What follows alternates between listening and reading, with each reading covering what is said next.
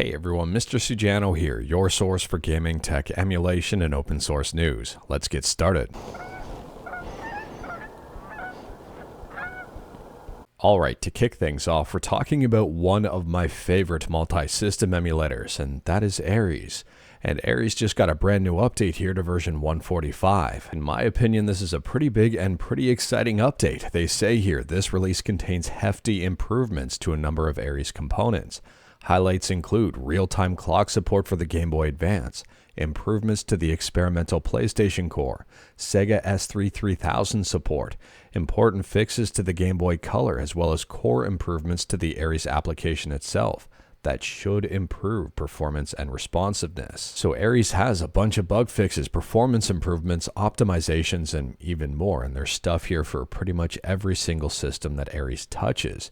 And I do like the addition of the SC3000. And on top of all of that, on a side note here, they've reintroduced Game Boy player support. Ares is 100% free and open source, and I do highly recommend checking it out. If you're interested and wanted to learn more about it, like everything we talk about, links are in the description below right at the bottom. I don't hide my sources. And speaking about emulation and stuff that's open source, next up we're talking about Simple Launcher. For those who may be unaware, Simple Launcher is an open source emulator front end designed to be simple. So at the time of filming, release 420 or 4.2.0 or subscribe to Mr. Sujano, depending on how you wanted to interpret that, is the latest update. They say here the most significant change is the introduction of on-the-fly mounting, which allows users to launch games directly from compressed or disk image files without needing to manually extract them first. For example, for RPCS3, the support of ISO and zip mounting. For CXBX Reloaded, XISO mounting. For Xbox Live Arcade stuff, XBLA zip mounting, and for ScumVM zip mounting. On top of that, they say there's been major refactoring and dependency changes. The project's core dependencies and internal logic for handling files have been substantially overhauled to improve robustness and unify functionality. And there's been bug fixes, UI improvements, and even more. For example, the system selection screen now limits the maximum size of system thumbnails to 100 pixels to prevent oversized images from distorting the layout. And speaking about interesting projects, next up we're talking about GodotBoy, which is Godot and Game Boy Studio kind of combined into one. This was spotted by GamesFromScratch.com, and they say GodotBoy is an interesting new project that enables you to take your Game Boy ROMs created using the excellent Game Boy Studio, we talked about that one in the past, and import them into the open source Godot engine. And I think this is super interesting. Now, I could be wrong, but I don't think so. I think for Game Boy devs, this is going to be very exciting because I guess this enables you to publish your Game Boy Studio authored games on any platform that Godot supports. And that could be huge. If you are interested in this one and wanted to learn more about it and possibly see it in action, Games from Scratch has you covered with a brand new YouTube video that I'd recommend checking out. And again, like everything we talk about, links are in the description below at the bottom. I talk with my hands a lot. I'm going to try to stop doing that as much and just kind of keep my hands below the screen here. But anyways, this is a super cool initiative. I'm very excited about it. Next up, we're talking about the Nintendo Switch 2. And if you remember a while back when the Switch 2 launched, not really a while back, a few weeks back when the Switch 2 launched, there were reports out there about a GameStop stapling receipts to the Switch box. And when they stapled the receipts to the Switch box, the staple pierced the box and also pierced the screen of the Switch 2. Well, anyways here, it appears that GameStop is auctioning off this staple and stapler that damaged a customer's Nintendo Switch 2. Now, at the time of filming, the auction is currently sitting at $108,000, almost $109,000, which it seems crazy. It does include, I guess, a fixed Switch 2 as well. But overall, I don't understand why someone would pay this much, although at the same time here, I guess the proceeds are going to charity. So the auction contains 4 different items. Item 1, the black stapler. Item 2, the first stapled Nintendo Switch, which has been refurbished by GameStop, which I've got concerns about if it is refurbished by GameStop. Anyways here, item 3, the box, and item 4, the staple. The charity in question is the Children's Miracle Network, so I'm hoping here that this auction raises a whole bunch of money for that charity. And I guess this is overall just a good story in general. It's kind of funny and kind of ridiculous, but at the same time here, the money is going towards, I would say, a good cause. Based on the heading alone, when I was first reading about this, I thought that GameStop was auctioning it off for their own profit, in which case I was very surprised it was raising so much money. But learning that this was all for charity is, I would say that's good on GameStop. Let me know your thoughts. Next up, if you're a fan of Cuphead and ports and the Wii U, or even Wii U emulation, you might be a big fan of this announcement here. Cuphead has been unofficially ported to the Wii U. Now, although the port is 100% free, it does require a full copy of Cuphead in order to be able to play the game.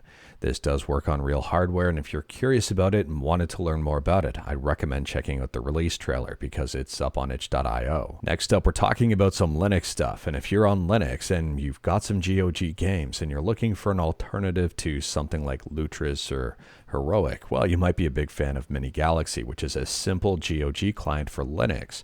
And Minigalaxy just got a brand new update to version 1.4. For those who may not be familiar with Minigalaxy, you log in with your GOG account, you can download the Linux games on your own GOG and launch them. You can update your games, install and update DLC, and even more. So this latest update has a whole bunch of bug fixes, performance improvements, and new features here. For example, introducing a UI to show all active, stopped, or failed downloads. Minigalaxy is free, it's open source, it's available on GitHub, and maybe something to keep your eye on as this continues to take shape and get better. And speaking about Linux stuff and stuff getting better, I mean, arguably considering the refurbished here. Next up, we're talking about refurbished Steam Decks. If you're in the US, I guess stock is back here and the prices seem very attractive. A 1 terabyte OLED Steam Deck is priced at $519 US refurbished. 256 gig LCD, $319.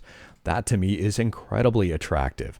And the 512 gig LCD is $359. Now, I personally have not tried out a certified refurbished Steam Deck, but at the same time, I mean, I've opened up my Steam Deck countless times to change out parts and try different things. For example, replacing the joysticks with Hall effect joysticks and replacing the drive with something a little bit bigger. Either way here, I think these prices are very attractive, and these things do come with warranty. And speaking about gaming hardware, next up we're talking about gaming hardware spending in May of 2025, and this is making some headlines. I'm assuming gaming hardware spending in June of 2025 is going to be significantly higher. But I guess in May, hardware spending fell 13% compared to a year ago. And I'm wondering there if the Switch spending falling was because of the imminent release of the Switch 2 at that point in time, or if it was just a really good time for Nintendo to introduce the Switch 2 because Switch was really declining in sales overall. Who knows? I guess we'll see in June. And then they say here PS5 sales were growing 3%. Xbox Series spending declined by 30% compared to May 2024. I don't know about you, but I'm also wondering about that Xbox bit. I mean, Xbox has been saying you can game anywhere, and maybe that promotion has encouraged people to pick up stuff like Game Pass, but at the expense of picking up an actual Xbox. But let me know your thoughts about this one in the comments below and the breakdown of statistics. I'm very curious to see what June 2025 says, and subsequently July as well. And I'm also wondering here if Switch numbers ever spike. Well, PS2 sales numbers spike for like a month. I don't know here. Sony seems to keep finding magical PS2 sales out in the wild. Next up, we're shifting from hardware to software. I'm talking about Steam's new top-rated game. If you're a fan of Stardew Valley, I think just in general, and a fan of indie games, you might be excited about this one. Stardew Valley is now Steam's top-rated game. So Stardew Valley has dethroned Portal 2 as Steam's top-rated game of all time. And I don't see it going anywhere soon. I mean, Stardew Valley continues to get free updates. And Stardew Valley's been out for almost 10 years. It's approaching 10 years. And interestingly as well, if you take a look at the top-rated games of all time, there are a lot of indie games on here. So let me know your thoughts about this one in the comments below. Do you agree with Stardew Valley being in that top spot? If you disagree, you're probably in the minority based on the sheer number of positive reviews of the game. And let me know your thoughts about the rest of the list. I'd recommend just going through it, and I'm surprised and very happy to see all of these indie games on the list. I mean, Balatro right now is in 16th spot. And on a side note as well, for those wondering, Baldur's Gate 3 is currently in 14th spot. And if I scroll down for Claire Obscure, that's currently sitting in 122nd spot. I'm assuming that's also going to be bumped up in time. And speaking about friendly heads ups, next up we're talking about Brave. If you're a fan of the Brave browser and you're on Android and you like F-Droid, you might like this news here. Brave says, we're making it even easier for Android users to avoid big text tracking. The Android version of our browser can now be installed and updated through an official F-Droid repository.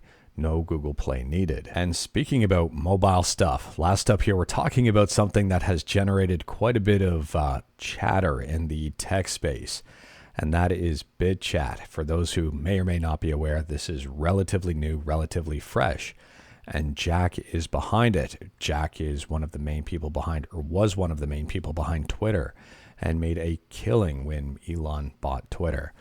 Anyways, Jack says, my weekend project to learn about Bluetooth mesh networks, relays, store and forward models, message encryption models, and a few other things. BitChat, Bluetooth mesh chat, IRC vibes. So here's the tagline and features of BitChat. They say, secure mesh chat. Offline communication works without internet using Bluetooth mesh networking.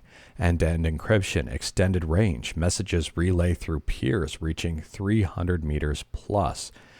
Favorite systems, store and forward messages for favorites indefinitely.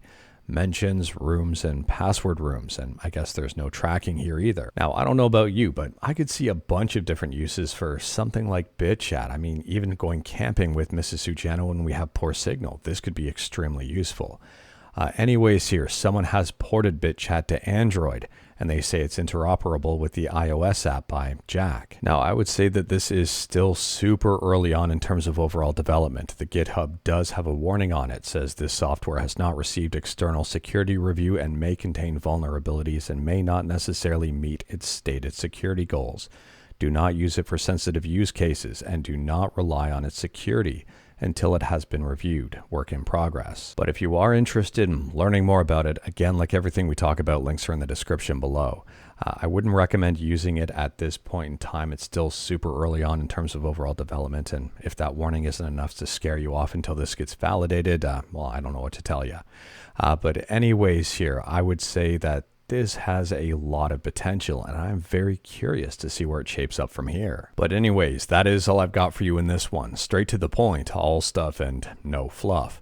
We talked about a bunch today. Feel free to discuss anything we talked about in the comments below. If you like this video, leave a like.